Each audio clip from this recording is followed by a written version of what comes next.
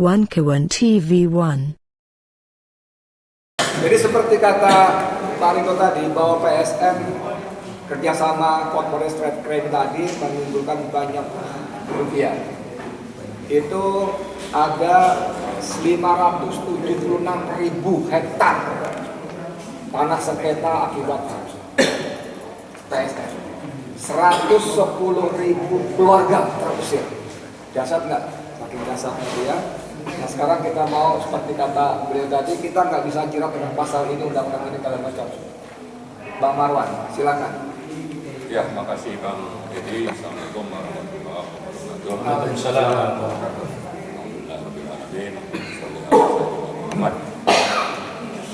Memang setelah Jokowi berkuasa, maka level kejahatan ya state corporate crimes itu meningkat.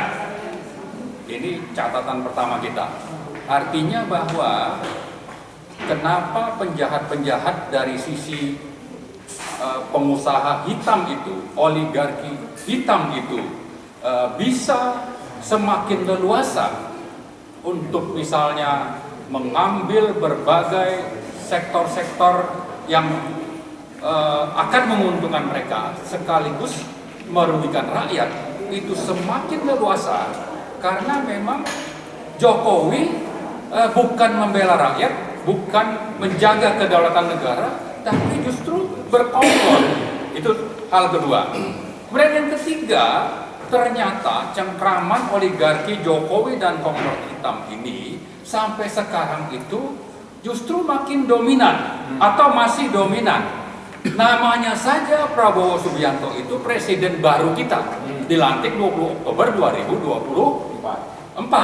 Tapi faktanya cengkraman yang dipimpin Jokowi ini masih bercokol. Dan karena itu kita ini jadinya semakin harus aktif untuk terus bersuara dan mengajak seluruh lapisan masyarakat. Untuk apa? Untuk ini dihentikan. Tapi sekaligus ini juga untuk menjadi peluru suntikan keberanian minimal kepada Presiden Prabowo untuk menegakkan kedaulatan rakyat tadi. Kalau tidak, ya mundur saja gitu.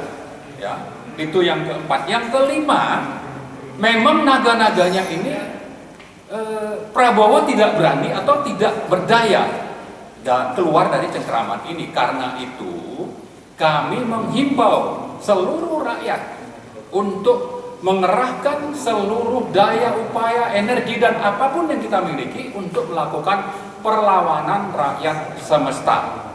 Bahwa fakta Pak Said Didu baru pulang 2 hari yang lalu dari Rempang semalam, tapi kunjungannya 2 hari yang lalu. Ternyata kejahatan itu dibanding dulu bulan September itu lebih meningkat.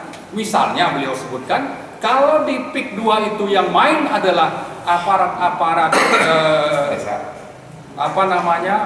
keamanan, ya artinya polisi, artinya Trunojoyo, artinya Sigit, ya maka di Rempang itu konon ini ada bau-bau tentara yang main, aparat pertahanan negara. Jadi sektor keamanan polisi itu main di PIK, kemudian kalau sektor pertahanan negara tentara itu main di Rempang. Sehingga ada operasi yang Pak Said bilang itu operasi kilat, itu hanya dalam berapa menit bisa melumpuhkan rakyat yang ada di sana. Itu bisa menjadi indikator bahwa tentara ini main gitu. Nah tapi ini kita bicara oknum lah ya. Tapi saya kira oknum tentara ini kan punya panglima, dan panglima tertingginya itu adalah Prabowo, presiden dan bekas tentara pula.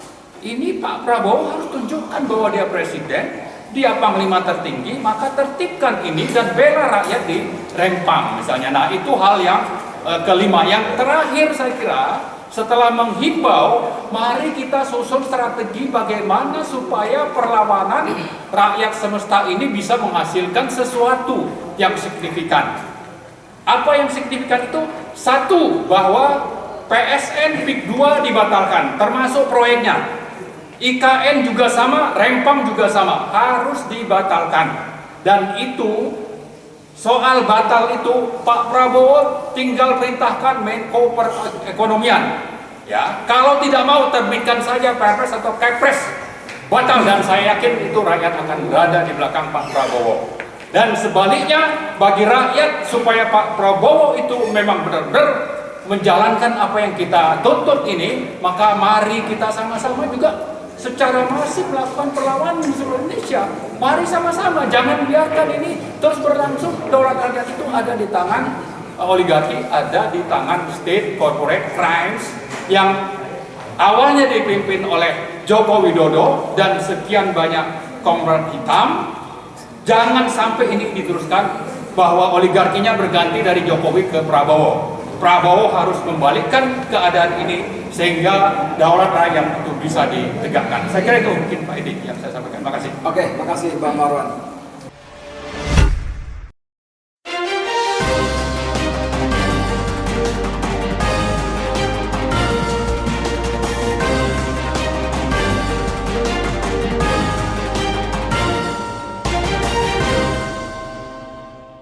One K1 TV1